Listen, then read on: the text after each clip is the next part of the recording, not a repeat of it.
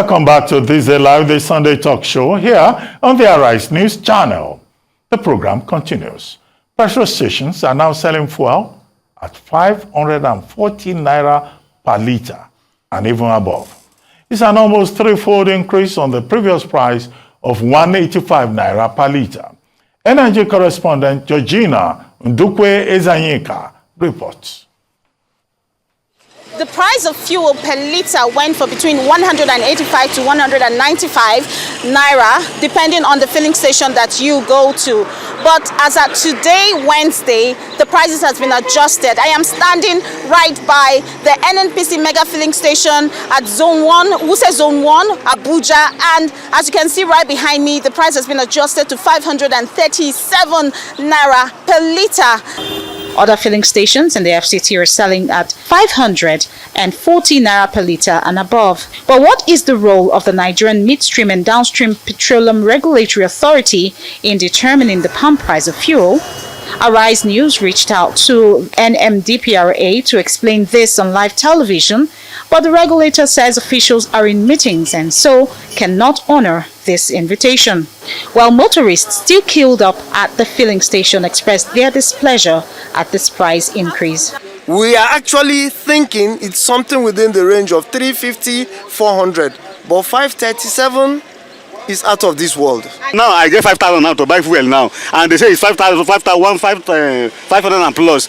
So they calculate now, if I buy now, how will I do my business now? Nobody is happy about it. Everybody is scared of the new price. This is going to make things to hike. Everything is going to take a hike. I feel so bad because I didn't expect something like this. I just wake up and see the price has changed, and I don't have enough money to buy it now. Though the change in price is expected with the presidential announcement, many say they did not expect the price review to be this sudden.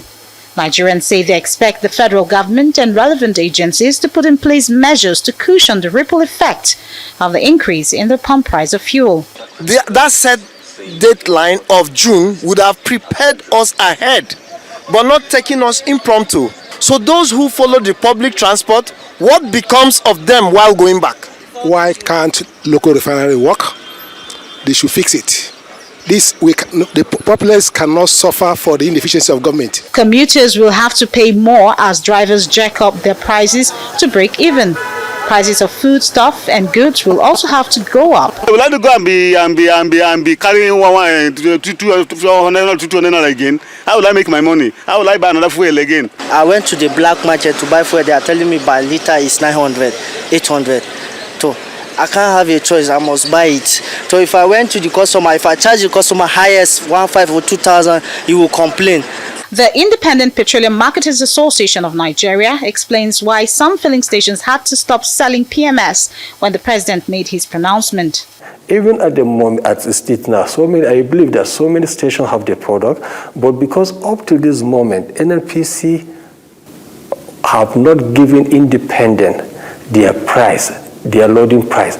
So a lot of marketers have to wait for the direction of the government. Ipman says if license is given to independent marketers to import their products, in addition to production from the Dangote Refinery, the price of fuel will crash with time. Now that the NNPC the federal government have removed the subsidy, and the NNPC have made the promise through the mid and downstream regulatory agencies that they are going to issue a license to whoever want to import fuel, which at that, if it begins, we will expect a drastic change in the price. Meanwhile, NNPC Limited says that they wish to inform their esteemed customers that they have adjusted their pump price of PMS across all retail outlets in line with current market realities. For now, Nigerians will have to adjust to the harsh reality of paying more than 3 times the amount they used to pay for a litre of fuel. Georgina Ndukwe, Arise News. Okay, removal of fuel subsidy, increase in pump price of petrol. I'm now being joined by Dr. Diran Fawibe, who is a household name in the administrative cadre of Nigeria's petroleum industry, Group Chairman and Chief Executive Officer of International Energy Services Limited. Thank you very much for joining us, Dr. Fawibe, for honoring our invitation. Thank you very much. Yeah, Dr. Fawibe. Thank you very much, Ruben. Yes, thank you. Your take on this latest development. We don't need any long story. Overnight, the president of Nigeria on Monday said fuel subsidy will be removed. Within 24 hours, NNPCL came up with a new template. And now Nigerians are saying that they are groaning under the impact of fuel subsidy removal. Is this a wise move? Is this timing correct? Is it advisable? Thank you very much, Ruben, for inviting me to have a say on this matter.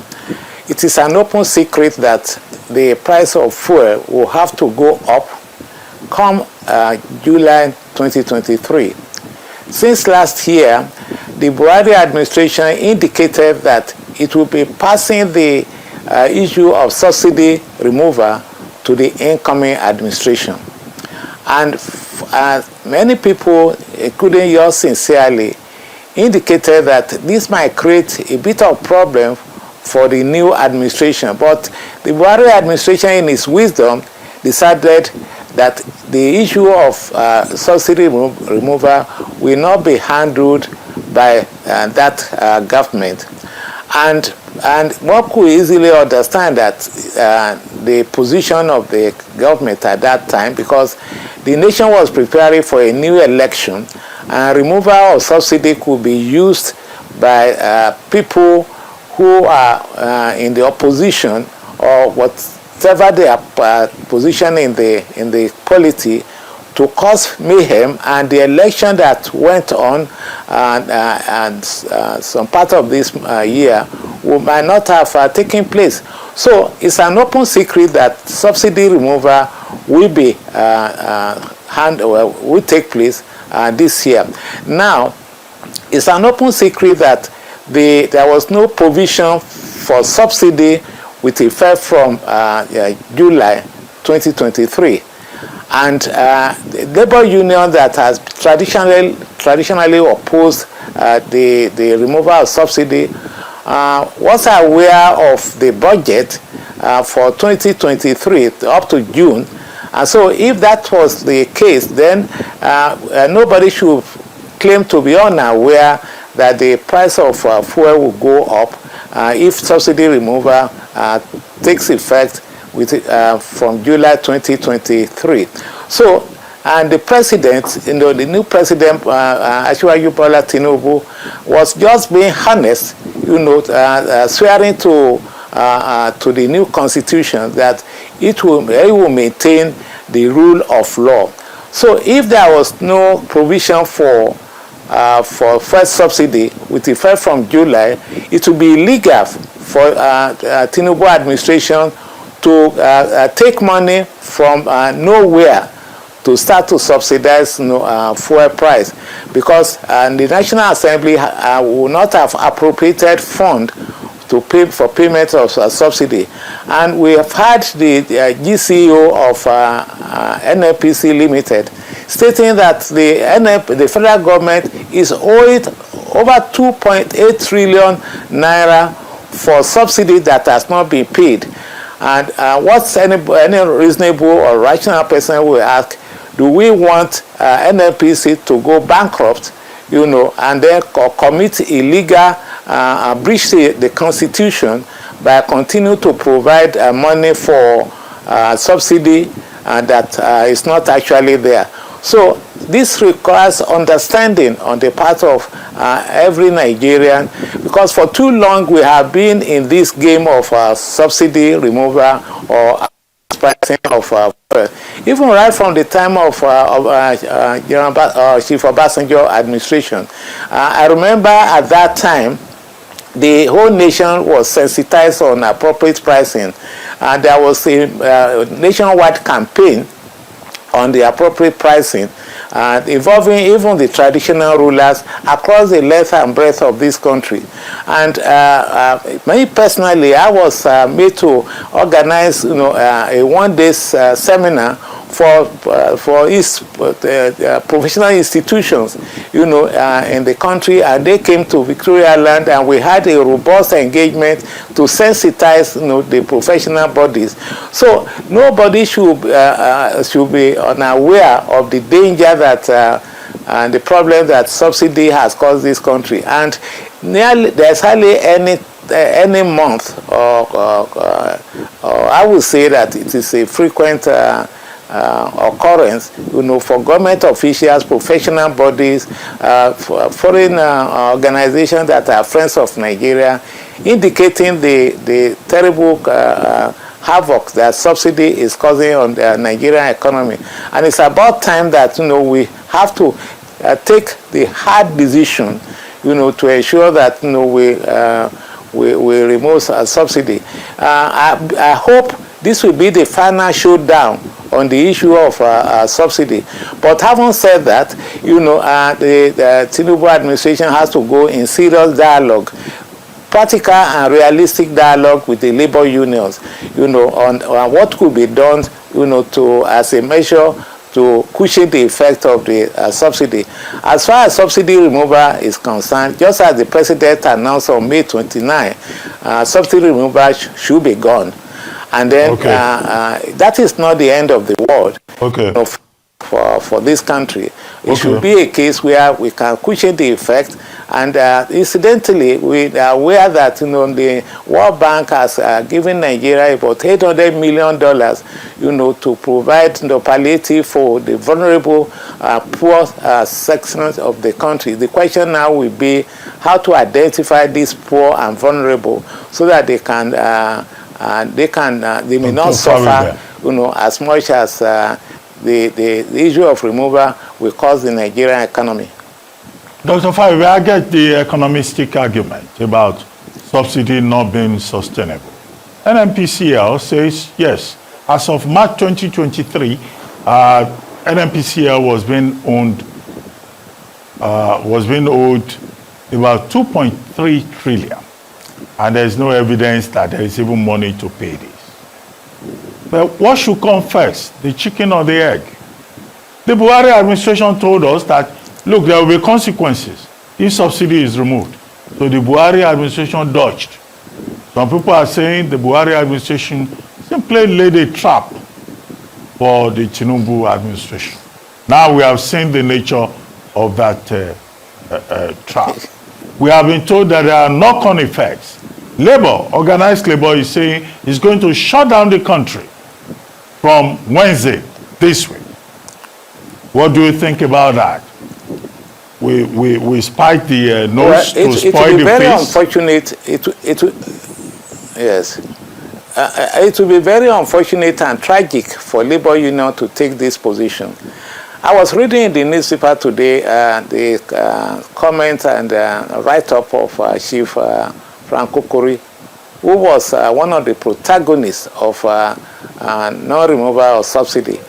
And his suggestion to the labor union is that they have to be reasonable, and he wouldn't expect them to go on nationwide strike over this issue. And indeed, the labor union should cooperate with the Tinubu administration on this matter. And what that means is that there are so many measures that could be taken to prevent the nationwide strike, and that is by going on in serious dialogue with the government. And I think the new government is open to dialogue. Even there was a meeting during this week between government and the labor union, which was reported to have ended in the stalemate. Instead of continuing the dialogue, the labor union issued directives to its members across the nation that they will go on strike. The decision was not unanimous, but the situation is such that if they are patriotic and friends of this country, except they have hidden agenda, I don't expect them to go ahead with this strike, because it will cause additional havoc on the Nigerian economy.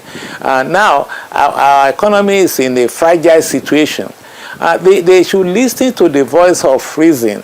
It's about time that they should now consider alternative approach to the issue of subsidy removal in terms of strike. Strike every day. I think enough is enough. So we have so many knowledgeable people, in the NLC, and even I understand they were trying to mobilize people from other trade associations. ASU, for example. ASU is made up of university professors, teachers, and so on. And there are so many economists and financial experts who could easily analyze the effect of subsidy on the economy. So we should listen to the argument of these people. And friends of this country, patriotic Nigerians, should come forward, to caution labor union that instead of causing crisis in the country, they should reason with government, go into serious dialogue, and ensure that there is a meeting of the mind to ensure that we don't go on strike and cause additional problems for the economy. What the NNPC is doing is legal, to go and be taking money that is not there, to continue to pay subsidy, is committing an act of illegality, and that will be unconstitutional. Yes. The NLC, they have said they have been trying to talk to government. In fact, they are supposed to be in a meeting right now. A meeting scheduled for 4 o'clock. The meeting they had previously yielded nothing. And NLC is saying, look, the knock-on effects cannot be borne by the Nigerian people. They are asking that the refineries should be made to work. They are asking for palliatives, and that the palliatives should come before the removal of subsidy. And then, of course, they are saying the Dangote refinery, 650,000 barrels of refined crude per day is not even enough to address the problem on the table. So what are we appealing to? The nationalism of the NLC or the hard facts that NLC appears to be putting on the table? Well, I do appreciate the point of view of NLC in terms of Nigerian refineries, and many experts, who know what is going on in this country, will not sympathize or agree with government for inability to put the Nigerian refineries to work, and it's like I was saying, when this Dangote refinery was being commissioned, I said we should commend this worthy son of Nigeria for working so hard to ensure that this refinery, 650,000 barrels per day, will be going on stream. And I removed the shame from on the face of Nigerians, because how could a country producing over 2 million barrels per day of crude oil not having refineries with a nameplate of capacity of 445,000 barrels per day could not refine a single liter of fuel for Nigeria economy? It's shameful. And so nobody can commend government for this. So the NLC position, is understandable. And I would think that, the NLC too, given the fact that they are a stakeholder in this nation's economy, should have sat down with the government over the years to diagnose the problem and provide suggestions about how these refineries could be worked. Leaving things to government, NNPC, and so on, without making them opening their minds to some other things, I would think that it's just a case of allowing, looking at Rome being burnt, and then we are playing fiddle. But having said that, the issue of the refineries, working. Now, the GCEO of NNPC did say that Port Harcourt refinery will go on stream, will start to produce before the year runs out. So, and then if I know the Dangote Refinery is not has not started producing, but in a couple of months we'll be doing so. So if before the year runs out, we have Dangote Refinery producing and Port Harcourt Refineries is also on stream, then we should have some volumes of petroleum products, not only petrol, but even diesel and kerosene and jet fuel, being produced from these refineries. Kaduna and Warri refineries are also going under rehabilitation. So that is as far as refinery is concerned. But the effect of these refineries working is that we will not depend solely on importation of fuel, to the country. In the meantime, we cannot run away from, if it's from July, we cannot run away from importing. It will no longer be NNPC alone importing fuel, and the downstream, midstream authority has indicated that it will give license to those importers that want to import fuel into this country under strict control and regulation. So that is as far as the supply of fuel is concerned. Now, coming to the issue of palliatives, yes, it's a question of chicken and egg, which one comes first. There are so many things that the government can do, working in close collaboration with the labor union to put palliative in effect immediately without committing act of illegality by taking money to pay subsidy, the money that is not there, on top of the debt that is currently in place. Over 2.8 trillion naira debt is not a small money, and one should be asking that, why should we have allowed a situation to arise whereby accumulated debt over fuel subsidy should get to that level? And you can mark it that not all the fuel imported for which this debt is incurred was consumed in this country. A lot of the fuel has been smuggled out of the country, and then so Nigerians are paying for the inadequacies of the system we are running in this country.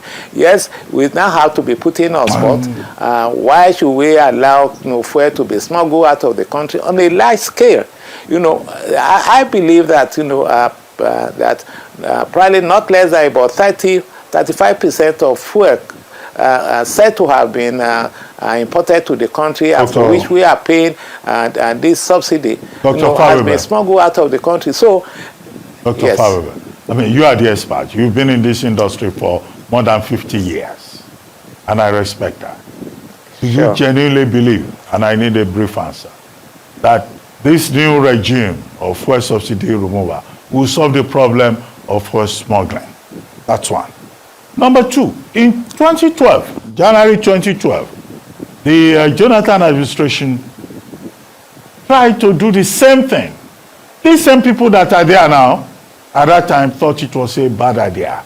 What does that say about us Nigerians?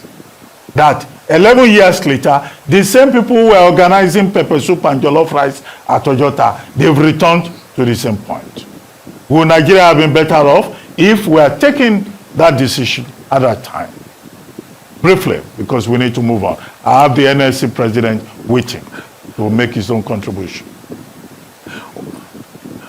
Well, I would think that as far as this subsidy removal is concerned, we should get it to a point this time around. We cannot continue to peddle the issue of subsidy removal for our lifetime. Like I said before, Obasanjo administration was 1999 to 2007. And the issue of subsidy removal featured prominently and the program of government. We call it appropriate pricing. And then, so this issue is still with us. So what in effect we are saying now is that let us get it over and done with. And the government should sit down with the NLC and fashion out appropriate policies that will cushion the effect of this, and especially for the poor.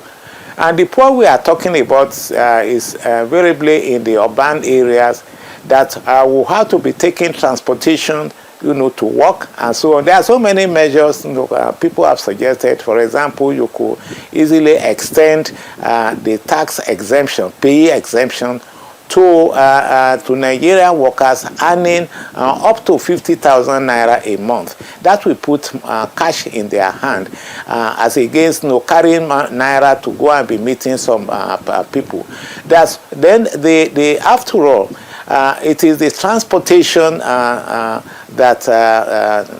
fuel subsidy is affecting, which of course will have general effect on goods and services. We are not dismissing this, the effect of this subsidy removal, but at the same time, if we do remove it, we'll be able to channel the fund to some other areas of social services for the country, of which labor union is also should be interested.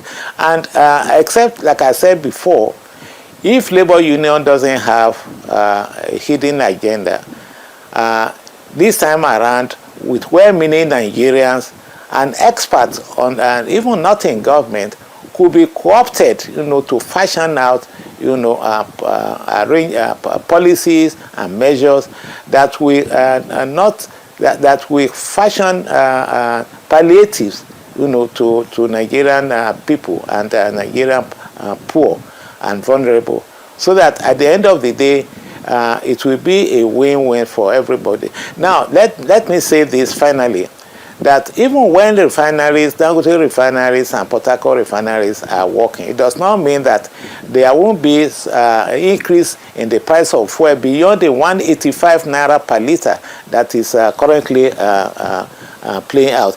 If you permit me, I will read to you some of the prices of some of petrol in some African countries. The only country where is having lowest price in Africa is Chad Republic, having about 635 naira per liter. Benin Republic is 784 naira per liter.